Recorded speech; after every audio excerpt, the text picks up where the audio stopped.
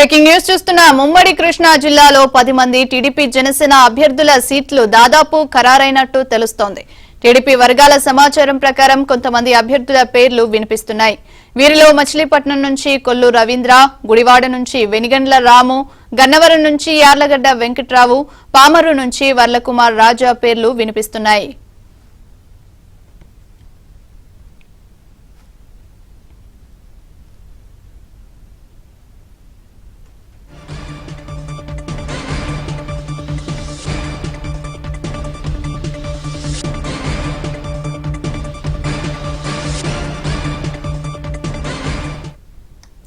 అలాగే విజయవాడ తూర్పు నుంచి గద్దె రామ్మోహన్, నందిగామ నుంచి తంగిరాల సౌమ్య, న్యూజివీడు నుంచి కొలుసు పార్థసారథి, విజయవాడ పశ్చిమ నుంచి జనసేన అభ్యర్థి, విజయవాడ సెంట్రల్ నుంచి బోండా ఉమామహేశ్వరరావు, జగ్గైపేట నుంచి శ్రీరామ్ రాజగోపాల్ తాతయ్యను దాదాపు ఖరారు చేసినట్టు టీడీపీ వర్గాలు చెబుతున్నాయి.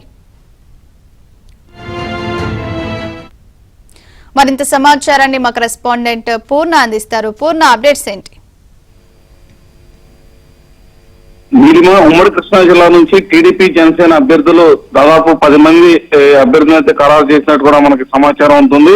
ఏదైతే గన్నవరం నుంచి ఈ యార్లగడ్డ వెంకట్రావు, న్యూజిలాండ్ నుంచి కొలుసు పార్థసారథి వీళ్ళిద్దరికి కూడా అక్కడ ఛాన్స్ దక్కిందని చెప్పుకోవచ్చు. అయితే గుడివాడ, పామర్ నుంచి అయితే కొత్తగా అంటే రాజకీయాల్లో కొత్తగా అరంగేట్రం వేసిన ఇద్దరికైతే అక్కడ చోటు కల్పించారు.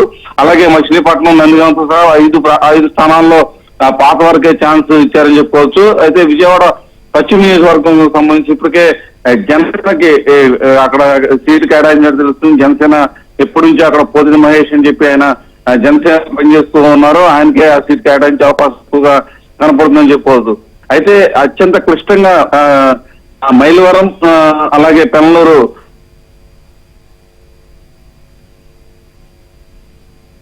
ఉమా అక్కడ ఇన్ఛార్జ్ గా ఉన్నారు. అయితే ఇటీవల కాలంలో చూస్తే కనుక అక్కడ వైసీపీ నుంచి అయితే వసంత కృష్ణ ప్రసాద్ కూడా మైలవరం అదే టీడీపీ పార్టీలో చేరతారన్న వార్తను వినిపిస్తున్న నేపథ్యంలో ఇద్దరి మధ్య గట్టి పోటీ ఉండే అవకాశం ఉంది. ఇద్దరిలో ఎవరికో ఒకరికి మైలవరం ఇస్తే మరొకరిని పెనలూరు పంపించే అవకాశం కూడా కనపడుతుంది.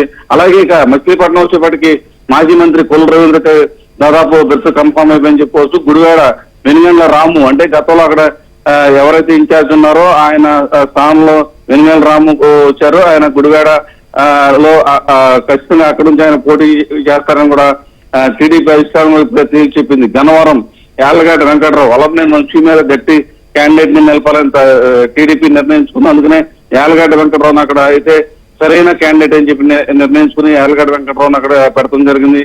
ఇక పామర్ వచ్చేపాటికి ఎస్టీ కాన్స్టిట్యూన్సీ కావడంతో వర్లకుమార్ రాజా ఆయనకి అక్కడ స్థానం కల్పించారు. ఆయన వల్ల రామయ్య టీడీపీ పాలిట్ బ్యూరో సభ్యులు ఆయన కుమారుడు ఈ వర్లకుమార్ రాజా ఆయన కూడా అక్కడ గట్టి పోటీ ఇచ్చే అవకాశం కనపడుతుంది. ఇక విజయవాడ తూర్పు నియోజకవర్గం